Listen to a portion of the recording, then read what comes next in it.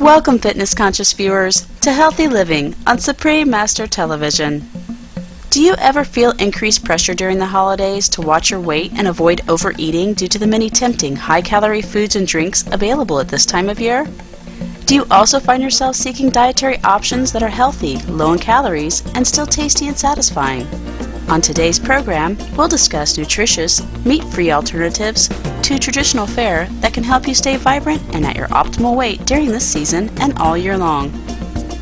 Speaking in a video message presented during a June 2009 climate change conference held in Veracruz, Mexico, Supreme Master Ching Hai discussed how meat destroys public health. The health risks of eating meat are more and more evident these days. As a so-called food, meat is simply one of the most unhealthy, poisonous, unhygienic items that could ever be ingested by humans. We should never eat meat at all if we love and cherish our health and our life. We will live longer without meat, healthier, wiser without meat. Meat has been scientifically shown to cause all kinds of cancers, also heart disease, high blood pressure, stroke, and obesity. The list goes on and on and on. Let's begin by examining the epidemic of obesity and its related diseases, which now affect millions of people worldwide, along with some ways to overcome them through a plant-based diet. In their 2009 study, meat consumption is associated with obesity and central obesity among U.S. adults, Drs. Yufa Wong and May A. Baidoon of Johns Hopkins University in Maryland, USA, found that the meat-based diet can significantly increase the risk of becoming obese. Obesity is defined as having a body mass index, BMI, of 30 or higher, with BMI being a measure for human body fat based on a person's weight and height.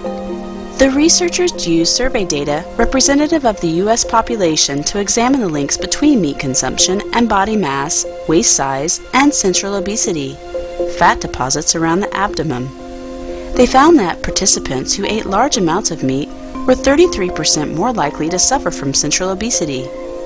In fact, higher intakes of all meat and other meat products were associated with higher overall BMI and waist size, whereas vegan foods such as fruits and vegetables had the opposite effect of reducing BMI. Besides the obvious physical challenges of being obese, this meat-related condition also increases one's risk of acquiring many chronic ailments, such as high blood pressure, high cholesterol, coronary heart disease, stroke, type 2 diabetes, uterine, breast, and colon cancer, liver and gallbladder disease, sleep apnea, respiratory problems, and osteoarthritis, degeneration of cartilage and its underlying bone within a joint, all of which are on the rise in the United States and other nations. The Johns Hopkins researchers state, "Our analysis based on the recent nationally representative data shows a consistent, positive association between meat consumption and obesity measures among U.S. adults. This may suggest diets that promote high meat consumption, such as the Atkins diet, might lead to higher BMI, waist circumference, and obesity." Drs. Wong and Baidoon also note that other studies support their results and affirm the negative impact of meat consumption on human health, weight control, and the environment, concluding that the meat-based diet should be avoided for the sake of our health and the well-being of the planet. Although the study by Drs. Wong and Baidoon specifically addressed adult obesity, in recent decades, the issue of childhood obesity in both developed and developing nations has also become serious. As a report on the U.S. Department of Health and Human Services website states, overweight and obesity in children are significant public health problems in the United States.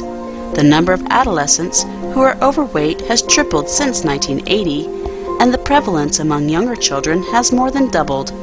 The same report also notes that the detrimental health effects of obesity are causing the need for medical care to rise dramatically.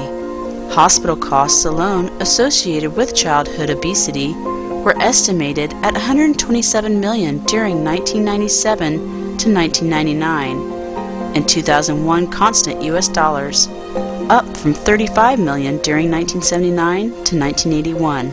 A key factor causing this trend is the long-standing but erroneous view, especially in Western countries, that meat-based protein is needed for adequate growth and development in children. However, as stated on the website of People for the Ethical Treatment of Animals, PETA, many well-meaning parents don't know that meat can contain dangerous toxins and that feeding meat to their children increases the odds that their kids will become obese and develop life-threatening diseases. Support for PETA's view comes from a study entitled Prevalence of Obesity in School-Going Children of Karachi, conducted in Pakistan. The study examined a cross-section of 284 students in grades 6 to 8 from 4 different schools in Karachi. A questionnaire was administered, heights and weights were measured, and a modified criterion for Asian populations was used to calculate the children's BMIs. Of the participants, 52% were found to be underweight, 34% were of normal weight for their age, 6% were obese, and 8% were overweight. Of all the obese children, 70% belonged to the higher socioeconomic status, SES group, while of the underweight children, 63.3% were in the lower SES group. Among the obese children, 65% ate meat every day, compared to 33% of the normal kids. The researchers concluded that socioeconomic factors are important in determining BMI in children, since obesity and being overweight increase with rising SES. They recommended that higher SES groups should be the focus for weight reduction efforts, with meat intake being a key factor to be addressed. One individual who is taking action on this issue in the U.S. is Terry Mason, MD, former commissioner of the Chicago Department of Public Health in Chicago, Illinois, and current System Chief Medical Officer of the Cook County Health and Hospitals System. In 2006, he launched the Restart Program, a now annual event that encourages Chicago residents to make their diets meat-free for the entire month of January. Dr. Mason expressed his wish that the program would help people enjoy healthier, happier lives with weight loss as an added benefit. One of the unintended consequences of going to a more plant-based way of eating, which is not why I tell people to do it, is that you will lose weight. And it's a natural sort of thing. I'm not saying do this as a weight loss strategy. You do this because your heart will thank you, your kidneys will thank you, your pancreas will thank you, your colon will thank you. All of these organs that are important for us will thank you for making their jobs a lot easier. Dr. Mason's motivation is partly based on his concern for the school-age children of his city, who, like the students in the Karachi, Pakistan study discussed earlier, also suffer from obesity and being overweight, but on a much larger scale. We're overweight. 25% of our children in the city of Chicago start school overweight, and we should eat food. I'm not anti anything. This is a pro message, so people eat food. There was a great article that was in the New York Times magazine. The name of the author escapes me right now, but basically he said, and I think it's perfect, if you can't pronounce it, you probably shouldn't eat it. If you read a label and you can't pronounce what's there, you probably shouldn't eat it. This advice from Dr. Mason can easily be applied to choosing natural vegan foods for the holidays and the rest of the year as well. Another advocate of unprocessed plant-based foods who's making a difference in the movement toward a healthier world is acclaimed nutrition expert and author Joel Fuhrman, MD of the United States. A member of the Board of Directors for the U.S. National Health Association and the Advisory Panel for the Physicians Committee for Responsible Medicine, Dr. Fuhrman works tirelessly to promote plant foods as a means of averting disease and achieving optimal weight and health. In a 2009 interview with Supreme Master Television, Dr. Fuhrman said the following about the link between processed foods and disease.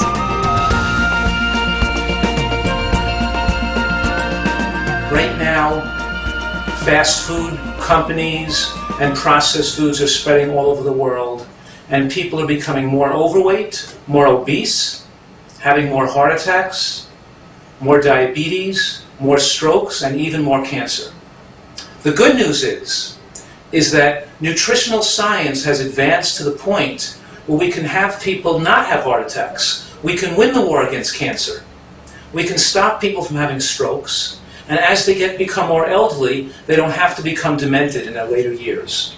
The secrets that we've learned to protect ourselves have to do with nutrients. And there are two types of nutrients. There are macronutrients, and the macronutrients contain calories, and those are called fat, carbohydrate, and protein. And if you eat too many macronutrients, too much fat, too much carbohydrate, and too much protein, we can become overweight, and we can promote aging and promote heart attacks and strokes. Now, food also contains micronutrients, and micronutrients do not contain calories. They're things like vitamins and minerals and phytochemicals. So which unprocessed, high-nutrient food alternatives does Dr. Furman suggest we use to lose weight, avoid disease, and maintain optimal health? Number one is beans. Beans like kidney beans, navy beans, lentils, split peas. Beans have something in them called resistant starch. And resistant starch doesn't raise the glucose level. It promotes weight loss. It's broken down by bacteria in the colon. The bacteria in the colon change the resistant starch into short-chain fatty acids. And those fatty acids protect us against colon cancer.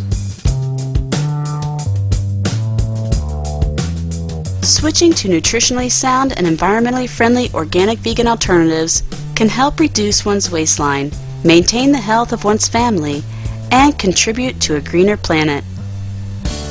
Thank you, splendid viewers, for watching this week's edition of Healthy Living on Supreme Master Television. May everyone enjoy a safe, healthy holiday season. For more details, please visit www.suprememastertv.com/HL.